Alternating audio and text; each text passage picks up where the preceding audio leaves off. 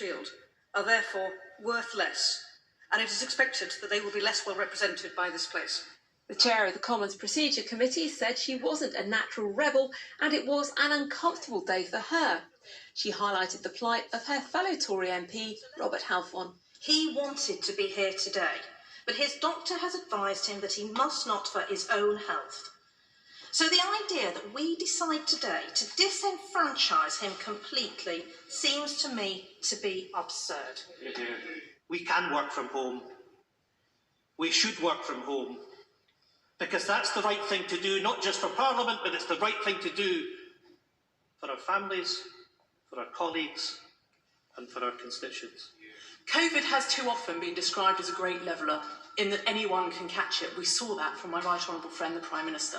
But its unequal impact is well documented.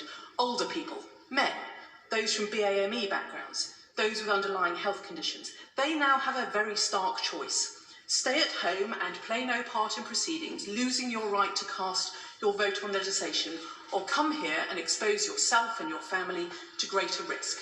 Well, at the end of all that, it was time to test out the new socially distanced voting system. The queue started outside the building in the sunshine of Parliament's courtyard, then snaked through the new chicanes in Westminster Hall, with MPs winding round and round and having the chance to chat, supposedly 2 metres apart, as they waited to get back into the chamber, where they eventually arrived at the dispatch box and moved to the right or left to register their vote, with the odd bit of confusion along the way. It took just over 40 minutes for all the MPs to vote, as opposed to the normal 15. The government won by a majority of 57, but with more than 30 rebels. The result meant that while some MPs would be allowed to continue contributing from home, they wouldn't be able to vote if they weren't in Westminster. Well, at PMQs the next day, the Labour leader asked Boris Johnson to think again.